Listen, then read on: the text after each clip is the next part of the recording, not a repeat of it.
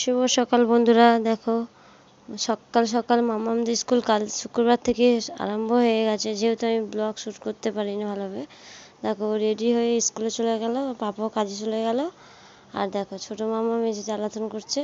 দেখো শোকেসটা এইমাত্র গুছিয়েছিলাম, ফের দেখো কী অবস্থা করেছে।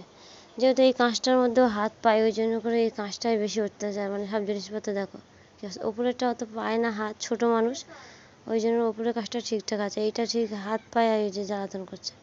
দেখো যে সুতোর এটা বার করেছে, ওইটা নিয়ে এখন খেলা করছে।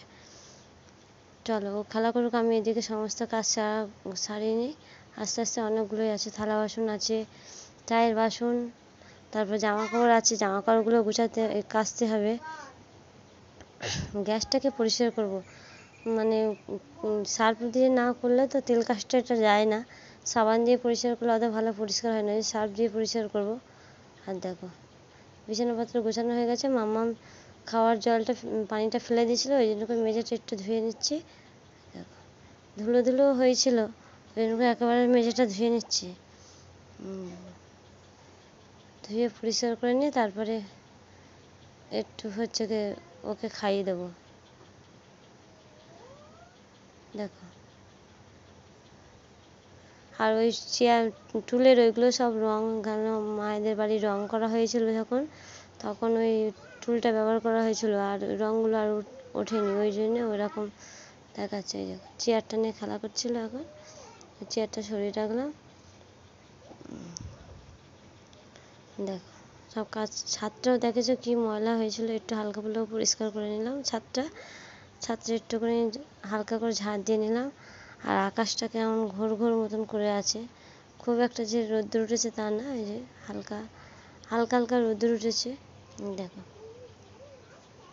দেখো হালকা হালকা রোদ্দুর উঠেছে। ওই দেখো মামামদের আজকে শনিবার ছিল, স্কুল হাফ ডে, সকাল সকাল 9:30টার মধ্যে স্কুল ছুটি হয়ে গেছে। দেখো চলে এসছে মামাম স্কুল থেকে, ওকে খাবার দেয়, যেহেতু প্রাইমারি স্কুলে পড়ে খাবার দেয়। ওই দেখো আজকে খিচুড়ি বানিয়েছিল স্কুলে, ওই যে খাবারটা নিয়ে এসছে, এইবারে দুই বোনকে খাইয়ে দেবো।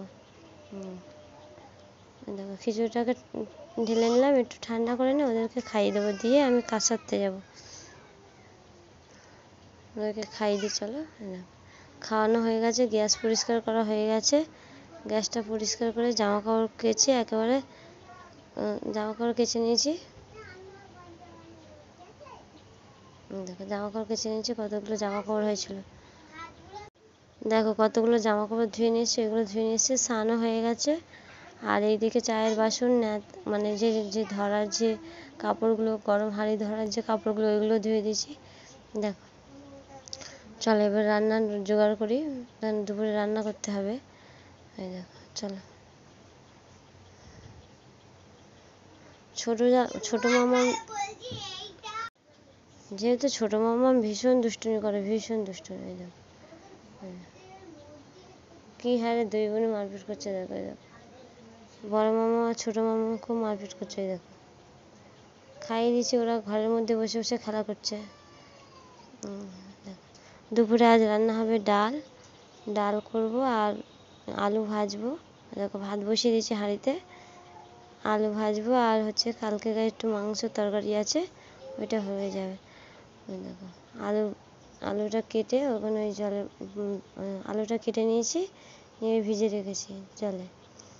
দেখো আর মাম্মাম বলে আলু ভাজা খাবে না, ওর জন্য আলু সিদ্ধ দিতে হবে দুটো। ওই দেখো কেন ভাতের মধ্যে দিয়ে, ও আলু ভাজাটা অত পছন্দ করে না, আলু সিদ্ধ মাখিয়ে দিলে ও ডাল দিয়ে খেয়ে নেবে।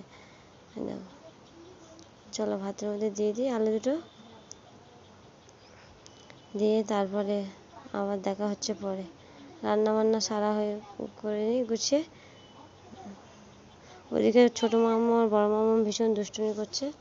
দেখো যতই ভালোভাবে ফোন ধরি, কীভাবে কী যে হয়ে যায় কিছু বুঝতে পারি না। দেখো তারপরে ওরা ঘরের মধ্যে বসেছিল, আর দেখো এত প্রচণ্ড গরম হচ্ছিলো, আমি ঘরের মধ্যেই বসে সবজি কেটেছি। আর মিঠু এসেছে, এই দেখো দুজনে এসছে, ওদেরকে বিস্কুট দিয়েছি ভেঙে। দেখো খাচ্ছে ওরা।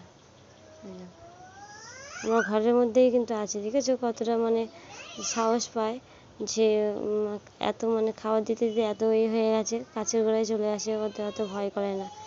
দেখো আমি আবার ওকে বিস্কুট ভেঙে হাতে করে নিয়ে আসলাম, তো ওরা উড়ে চলে যাচ্ছে। এই দেখো।